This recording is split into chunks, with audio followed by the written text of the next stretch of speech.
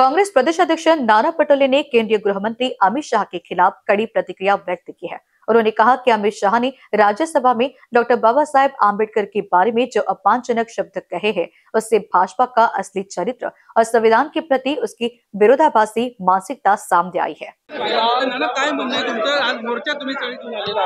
हे बघा की ज्या पद्धतीने अमित शहानी काल राज्यसभेमध्ये डॉक्टर बाबासाहेब आंबेडकरांच्या बद्दल या पद्धतीचे अपमानित शब्द वापरले आणि भाजपचं खरं चरित्र संविधानाच्या विरोधातलं त्या ठिकाणी स्पष्ट झालेलं आहे।